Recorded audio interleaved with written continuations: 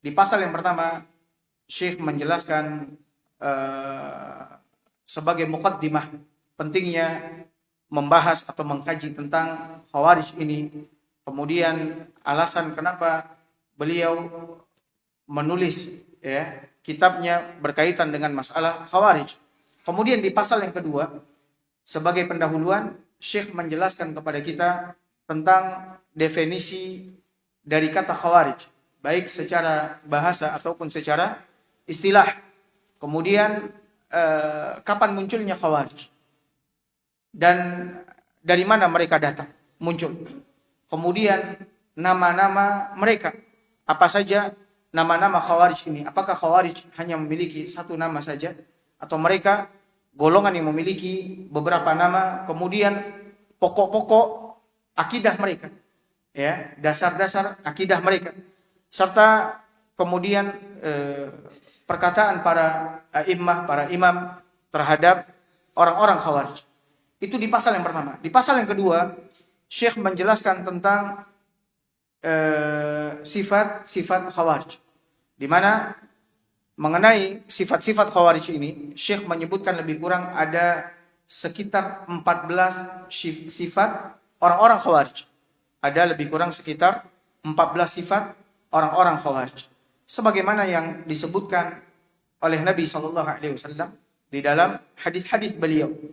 Kemudian Syekh juga menjelaskan tentang perintah Nabi SAW untuk memerangi orang-orang Khawarij, dan ganjaran yang akan diterima oleh orang yang membunuh Khawarij. Kemudian Syekh juga menjelaskan membunuh orang Khawarij dan orang-orang yang mulhid, para pembangkang terhadap agama, setelah tegaknya hujjah atas mereka. Kalau belum tegak hujjah, maka tidak boleh membunuh mereka. Kemudian Syekh menjelaskan masalah-masalah yang berkaitan dengan masalah ini. Bahkan di situ juga terdapat kabar gembira dari Nabi SAW bagi siapa yang akan memerangi orang Khawarij, yaitu membunuh orang-orang Khawarij, bahwasannya mereka adalah aula at-taifataini bil haqq. Salah satu dari dua golongan yang paling utama atau yang paling kuat memegang kebenaran. Kemudian di pasal yang ketiga, Syekh menjelaskan beberapa hadis yang berkaitan dengan Khawarij. Hadis yang berkaitan dengan Khawarij, yaitu Syekh menjelaskan kelemahan hadis-hadis yang masyhur berkaitan dengan golongan Khawarij. Di antaranya hadisun dhaif, hadis yang lemah yang berbunyi al-Khawarij kilabun nar. Orang-orang Khawarij adalah anjing-anjingnya neraka. Ini adalah hadis yang dhaif dan dijelaskan oleh Syekh sebab lemahnya hadis ini. Kemudian hadis-hadis yang dhaif berkaitan dengan orang-orang Khawarij yang membunuh Abdullah ibn Khabbab dan juga ibu anaknya. Ini juga dijelaskan oleh Syekh akan kelemahan hadis tersebut, serta kelemahan athar ucapan Ali bin Abi Thalib radhiyallahu an terhadap orang-orang Khawarij, di mana Ali pernah mengatakan ikhwanuna baghaw alaina. Sesungguhnya orang-orang Khawarij itu adalah saudara-saudara kita yang telah melampaui batas terhadap kita. Bahwasannya ucapan ini adalah ucapan yang ditujukan kepada Ahlul Jamal pada waktu perang Jamal.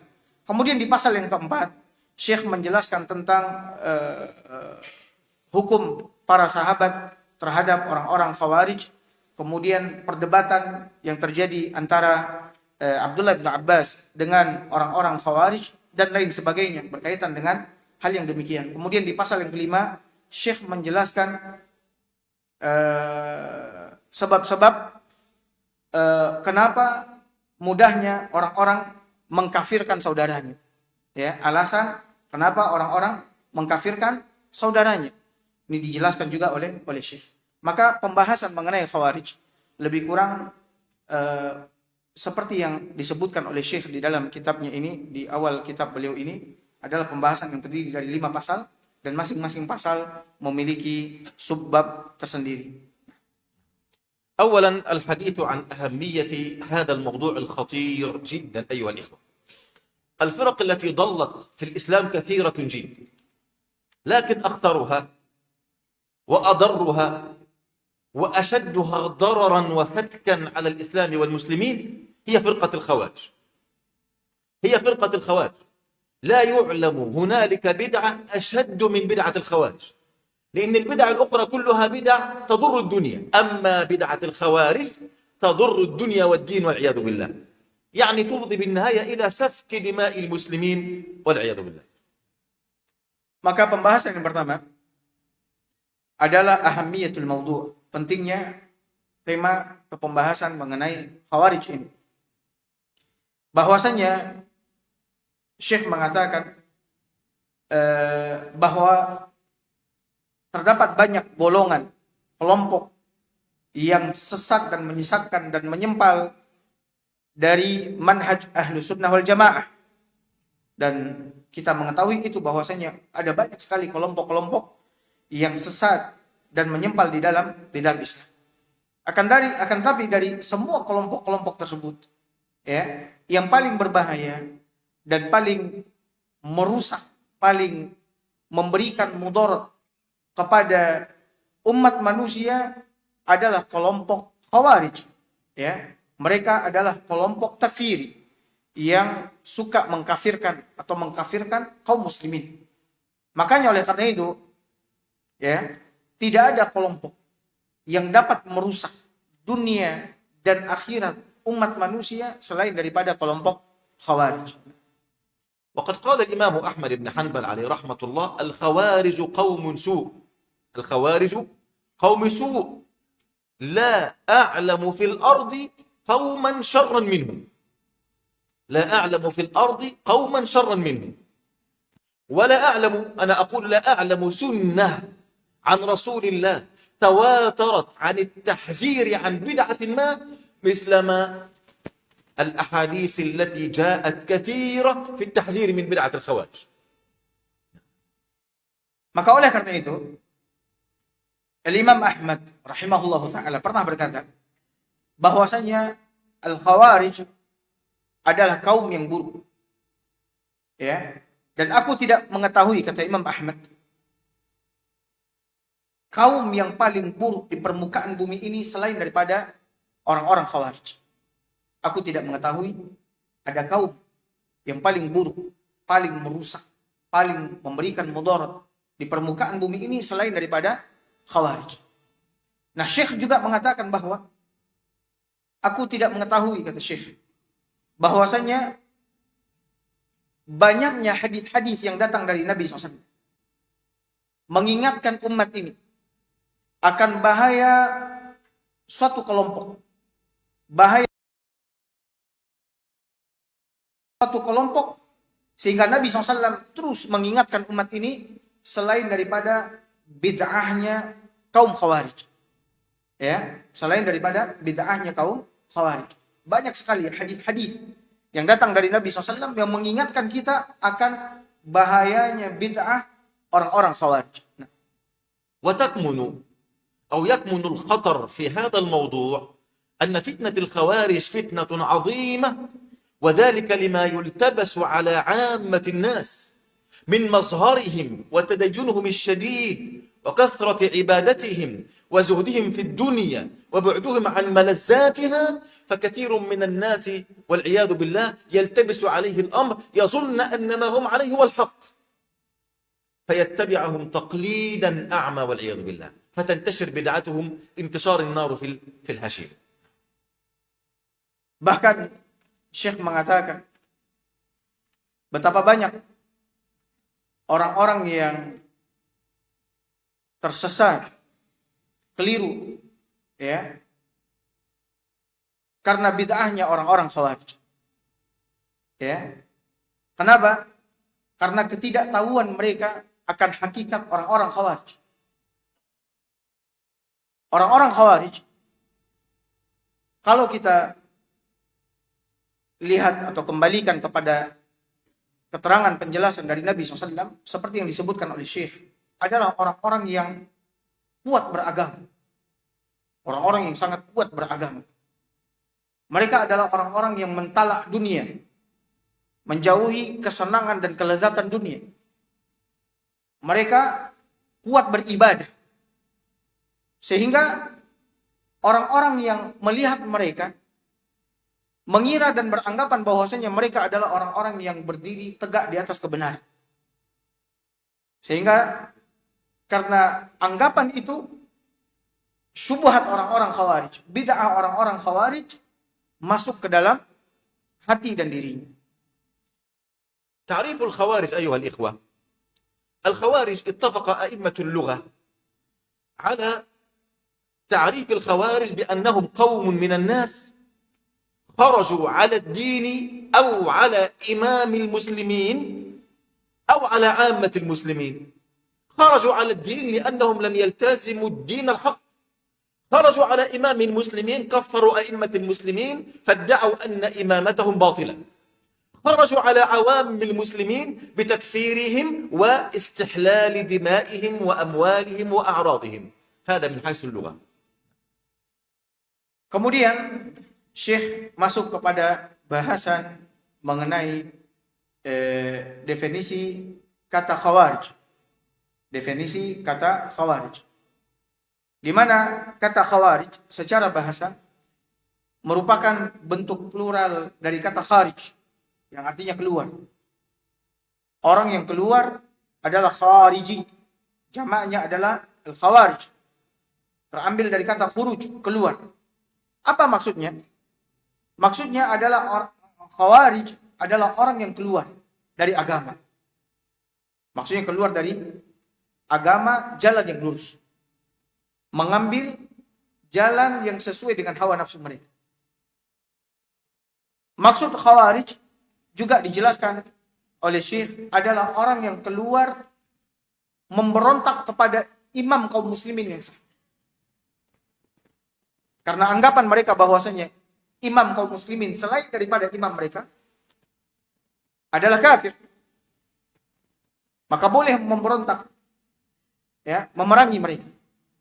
Kemudian Khawarij juga adalah kelompok yang keluar memerangi kaum muslimin karena keyakinan bahwasanya kaum muslimin yang tidak tegak dan berdiri di atas akidah mereka adalah kafir. Maka halal bagi mereka untuk menumpahkan darah mayoritas kaum muslim. ثم بعد ذلك تعريف الخوارج في اصطلاح أهل الملل والنحل. قال الشهرستاني رحمه الله تعالى: كل من خرج على إمام الحق الذي اجتمعت الأمة على إمامته، سواء كان الخروج في أيام الصحابة أو على الأئمة الراشدين أو كان بعدهم على التابعين بإحسان والأئمة أي والرؤساء في كل زمان، هذا يسمى خارجيا.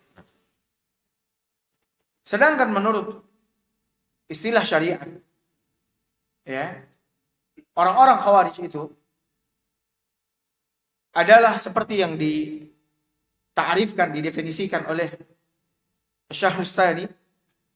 Khawarij itu adalah semua orang yang keluar memberontak kepada imam yang hak, imam yang benar, yang disepakati oleh kaum muslimin. Namun dia keluar memberontak kepada imam tersebut. Maka orang ini disebut dengan orang apa? Khawarij. Apakah mereka yang keluar memberontak di zaman para sahabat Nabi SAW terhadap para khulafa ar-rasyidin, ataupun setelah zamannya para sahabat, zamannya tabi'in, mereka keluar memberontak kepada imam yang sah, dan begitu juga memberontak dan keluar memerangi para imam di setiap zaman. Maksudnya para pemimpin di setiap zaman yang mereka perangi, maka orang yang memerangi para pemimpin yang sah, yang disepakati oleh kaum muslimin, maka orang ini disebut apa? Khawarij. ننتقل بعد ذلك إلى أصول الخوارج، معتقدات الخوارج. العلماء لهم أقوال كثيرة في هذا، منها التكفير بغير مكفر. تكفير أحد هذا لا يجوز إلا لله أو لرسوله، فلا يجوز لأحد أن يكفر أحدا إلا بدليل واضح من الشرع، إلا بدليل واضح من الشرع. فهم يكفرون بغير مكفر، يعني يكفرون بالكبائر، بل وبعضهم يكفر بصغائر الذنوب، يعني أي ذنب يفعله إنسان فهذا كفر بالله، هذا عند بعض فرقهم. فأولا التكفير بغير مكفر سواء كان كبيرة وهذا في أغلب فرقهم أو بالصغائر عند بعض فرق الخوارج. Kemudian kita pindah kepada usulul khawarij, yaitu prinsip-prinsip orang-orang khawarij. Prinsip orang-orang khawarij. Para ulama menyebutkan ada beberapa prinsip dasar yang dipegang oleh orang-orang khawarij. Yang pertama, kata Syekh, adalah at-takfir bi ghairi mukaffir, yaitu mengkafirkan seseorang tanpa sebab yang membuat orang itu kafir, berdasarkan nas Al-Quran maupun hadis Nabi SAW. Ya, kita tidak boleh mengkafirkan siapapun kecuali apabila telah tegak hujjah berdasarkan nas Al-Quran dan hadis. Yang mengkafirkan, yang berhak mengkafirkan adalah Allah Subhanahu wa Ta'ala, sebagaimana dalam Al-Quran. Nah, orang-orang Khawarij, mereka mengkafirkan manusia tanpa alasan yang membolehkan mereka untuk mengkafirkan manusia. Mengkafirkan manusia karena dosa-dosa besar. Sementara di dalam i'tiqad Ahlussunnah wal Jamaah, orang pelaku dosa besar tidak apa? Tidak kafir. Tapi bagi orang Khawarij, pelaku dosa besar hukumnya apa? Bahkan pelaku dosa-dosa kecil pun juga kafir menurut mereka. Ya, pelaku dosa-dosa kecil pun juga kafir menurut sebagian sekte-sekte bahagian daripada kelompok Khawarij. ثانيا تكفير عوام المسلمين، من ليس معهم فهو كافر، هذه عندهم قاعدة هكذا. وبعض من ينتسب إلى المنهج السلفي الآن يمشي على تلك القاعدة، من لم يسمع من مشايخهم فهو عندهم ليس على المنهج الصحيح، من لم يمجد مشايخهم فهو عندهم على منهج غير صحيح والعياذ بالله، إلى آخر هذه القواعد الباطلة التي ما أنزل الله بها من سلطان ومردها إلى بدعة الخوارج والعياذ بالله. Kemudian prinsip yang kedua adalah mengkafirkan kaum muslimin secara umum. Mengkafirkan kaum muslimin secara apa? Umum. Ya, maksudnya apa? Maksudnya kaum muslimin yang tidak beragama seperti mereka beragama, tidak memiliki keyakinan seperti keyakinan mereka, tidak mengikuti manhaj mereka, maka menurut mereka kaum muslimin itu adalah apa? Ya. Ini prinsip orang-orang Khawarij. Dan ternyata prinsip ini ya juga ada pada sebagian orang-orang salaf, di mana kata Syekh ya, sebagian orang-orang salafi yang tidak mengikuti mereka, tidak mengikuti guru mereka, tidak memuliakan dan membesarkan ustadz mereka, maka mereka bukanlah apa? Salafi, atau tidak dikenal apa? Kesalafiannya. Subhanallah. Ini adalah rembesan dari prinsip dasar orang-orang Khawarij. Ya. Dan ini adalah kaidah yang batil, yang tidak dibenarkan di dalam agama, tidak dilandasi oleh nas Al-Quran dan hadis Nabi sallallahu alaihi wasallam. بعد ذلك من أصولهم الخروج على أئمة المسلمين وحكام المسلمين بادعاء أنهم يعني كفروا بالله، خرجوا عن الإسلام، فهذا كله والعياذ بالله من أصول الخوارج. بعد ذلك أخيرا من أصولهم إنكار حجية السنة وأنها ليست بحجة، القرآن فقط هو الحجة، ليستطيعوا أن يمرروا اعتقادهم على عوام المسلمين. ماذا يفعلون؟ يطيرون هذا الأصل العظيم وهو الاحتجاج بالسنة، فكثير منهم لا يحتج بها لهذا الأمر. Kemudian prinsip berikutnya atau dasar agama mereka, keyakinan mereka adalah al-khuruju al-khalifah. Memberontak kepada imam yang sah. Memberontak kepada para khalifah. Yang ini dibangun di atas keyakinan mereka bahwa hakim atau imam kaum muslimin itu semuanya kafir. Maka tidak mengapa untuk memberontak, memerangi mereka, keluar memerangi mereka. Ya. Makanya ini yang kita temukan dari dahulunya sampai sekarang ini. Ya, keyakinan seperti ini di tengah-tengah orang-orang Khawarij bahwasanya pemimpin kaum muslimin yang tidak berasal dari mereka dan tidak membaiat pemimpin mereka, maka pemimpin-pemimpin yang ada ini semuanya batil. Halal untuk diperangi, ditumpahkan darahnya dan seterusnya. Kemudian di antara prinsip dasar akidah mereka, agama